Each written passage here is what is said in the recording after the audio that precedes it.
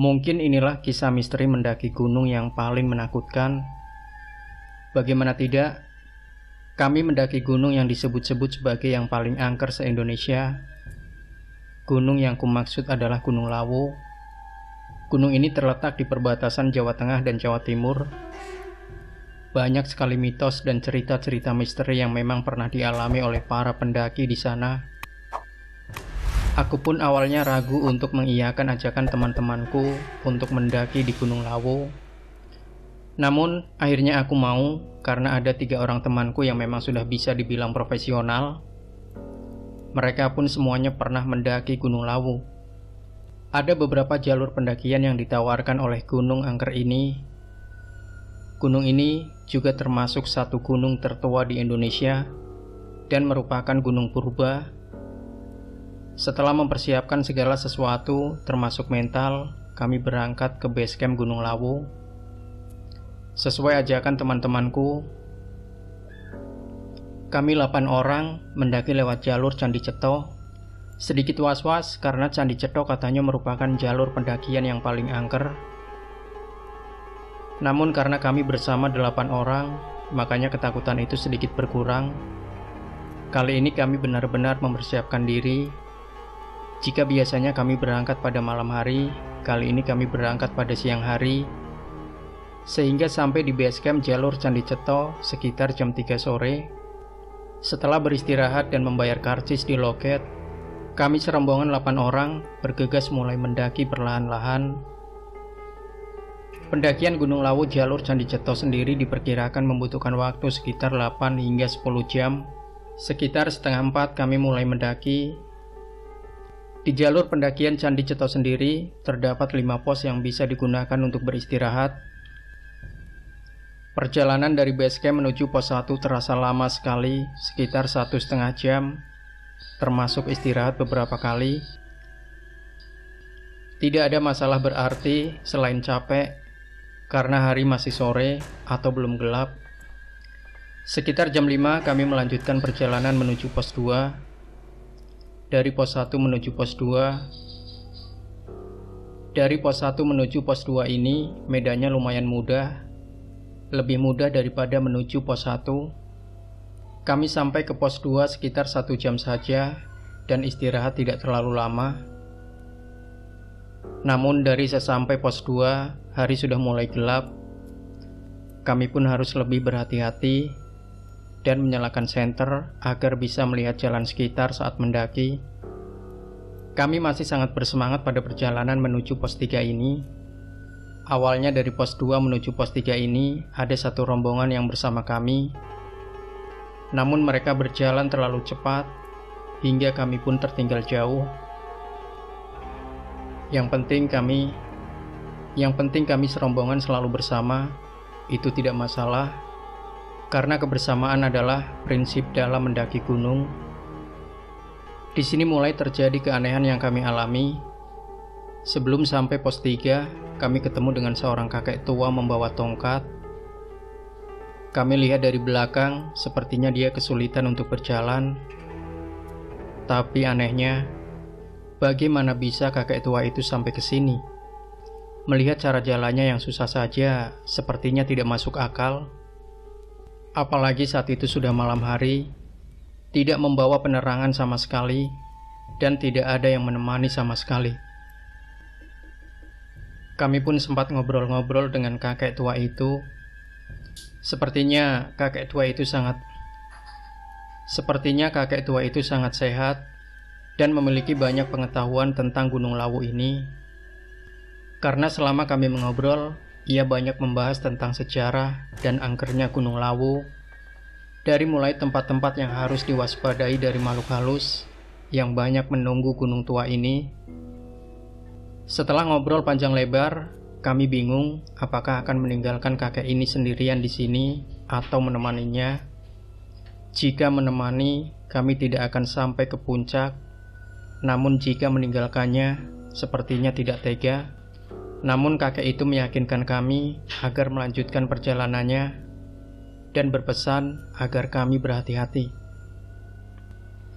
Akhirnya kami pamit untuk mendahului kakek tua itu. Aku sendiri merasa tidak tega ada kakek tua ditinggal sendirian di tengah gunung seperti ini. Baru beberapa langkah aku menengok ke belakang melihat kakek tua itu. Sayangnya aku tak menemukan kakek itu lagi. Ternyata kakek tua itu sudah tidak ada. Bukan hanya aku, teman-temanku juga kaget. Kemana hilangnya kakek tua itu? Padahal di tempat itu, tempatnya lumayan luas. Kami mencari-cari sebentar dengan senter kami, namun kakek misterius itu benar-benar sudah menghilang. Rasanya jadi merinding setelah kejadian ini. Ada salah seorang temanku yang menanggapinya dengan santai dan mengatakan kalau kakek tua itu adalah jelmaan makhluk halus yang baik, mengingatkan kita agar berhati-hati. Kami pun segera melanjutkan perjalanan dan tidak mau memikirkan kakek misterius itu terlalu lama. Beberapa menit berselang, kami pun sampai di pos 3.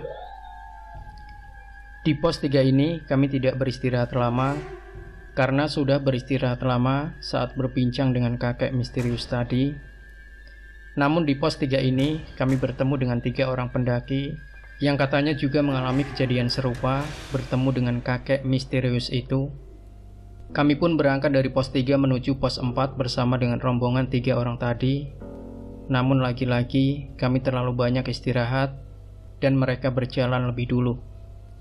Dari pos 3 menuju pos 4 kami sudah mulai merasa sangat lelah, sehingga sebentar-sebentar butuh istirahat. Kira-kira butuh waktu sekitar 1,5 jam juga untuk sampai ke pos 4 ini.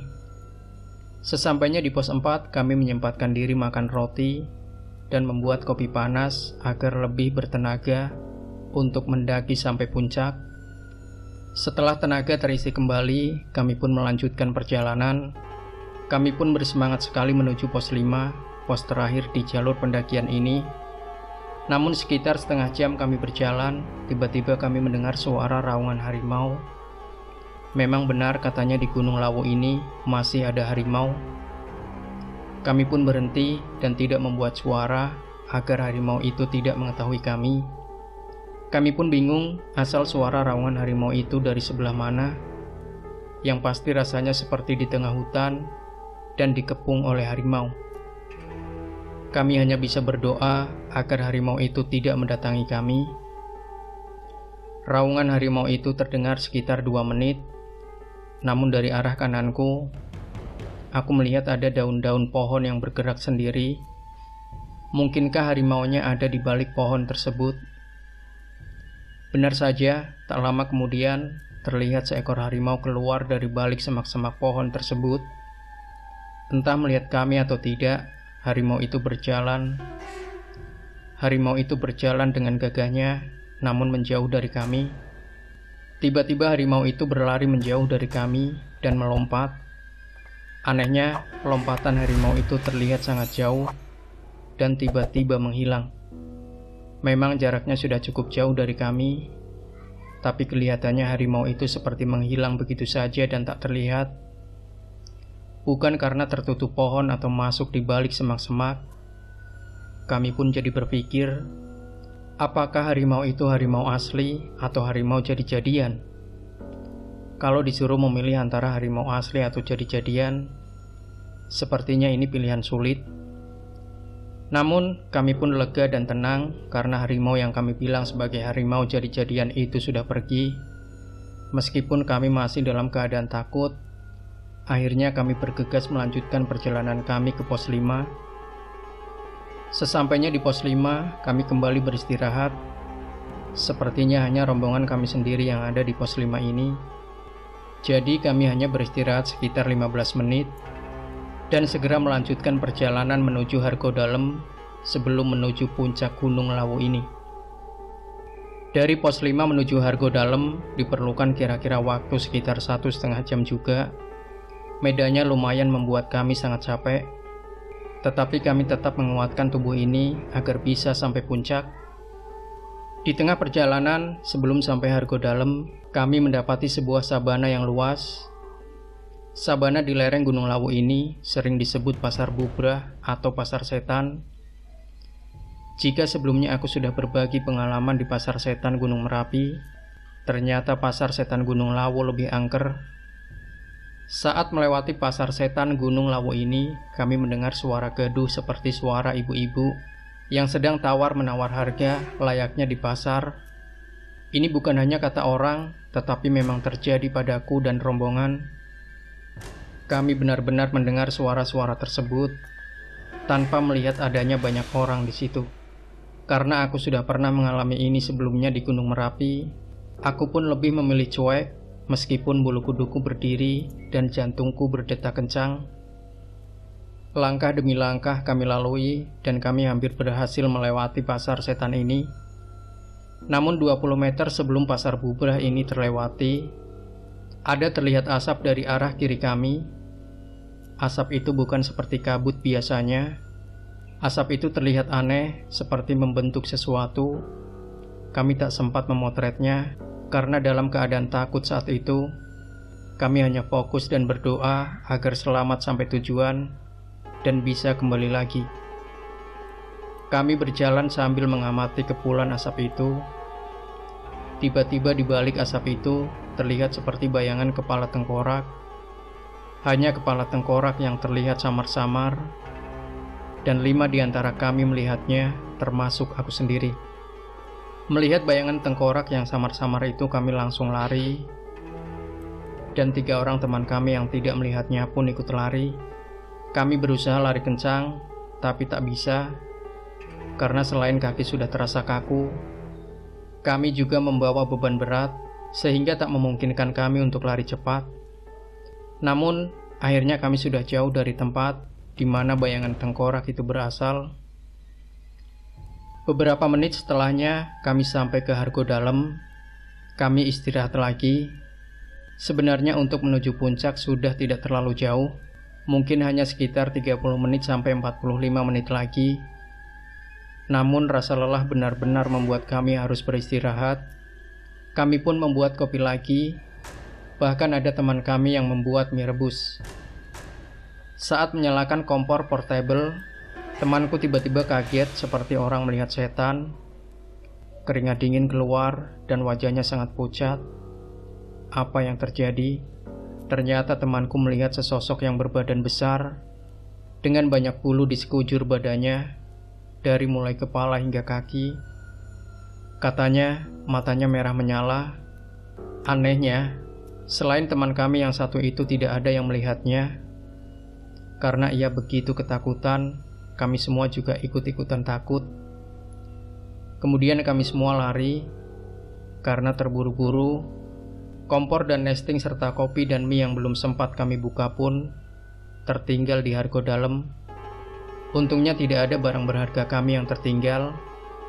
Kompor dan nesting pun juga punya dia sendiri dan bukan menyewa. Jadi tidak terlalu dipikirkan, meskipun ia berharap esok hari saat turun gunung masih bisa ditemukan dan bisa ia bawa pulang lagi. Setelah capek berlari, kami berjalan cepat. Aku mengajak berhenti sebentar, namun temanku yang melihat penampakan menyeramkan tadi tidak mau dan lebih memilih berjalan terus. Mungkin karena ingin cepat sampai puncak dan banyak orang di sana yang mendirikan tenda. Akhirnya kami pun sampai di area camping ground di puncak Gunung Lawu. Kami pun akhirnya mendirikan 2 tenda dan masing-masing diisi 4 orang. Aku setenda dengan temanku yang melihat penampakan tadi. Di dalam tenda ia bercerita kalau ia melihat sosok yang mungkin genderuwo itu menatap tajam ke arahnya. Pantas saja dia sangat takut hingga wajahnya pucat. Aku pun mungkin demikian jika melihatnya langsung. Tenda kami berdiri sekitar jam 1 malam. Kami yang sudah sangat lelah pun segera bersiap-siap untuk tidur. Kami sengaja mematikan lampu tenda agar tidak mengganggu saat tidur. Alhasil, baru beberapa menit kemudian, kami sudah tidur pulas semua. Namun tak berapa lama kemudian, tiba-tiba teman di sampingku berteriak ketakutan. Aku yang tepat tidur di sampingnya pun juga ikut ketakutan. Lantas aku segera menyalakan lampu tenda. Temanku masih saja teriak histeris. tapi dalam keadaan matanya masih terpejam. Ternyata ia hanya mimpi buruk saja. Kami yang sudah panik dan takut pun merasa sedikit jengkel, namun juga menahan tawa. Teman-teman yang tidur di tenda sebelah pun juga ikut melihat ke tenda kami. Namun karena temanku tadi ternyata hanya mimpi buruk, justru semua jadi tertawa sambil sedikit jengkel. Kami melihat jam, ternyata pukul 3 pagi. Masih ada waktu sekitar 2 jam lagi untuk tidur. Teman-temanku pun juga tidur. Aku pun juga mencoba untuk tidur. Kali ini lampu tenda sengaja tidak kami matikan, tapi lebih diredupkan.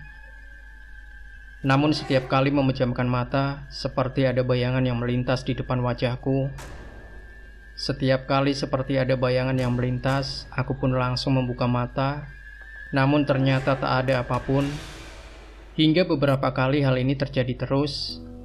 Akhirnya aku mencoba cuek saat memejamkan mata, dan seperti ada bayangan melintas.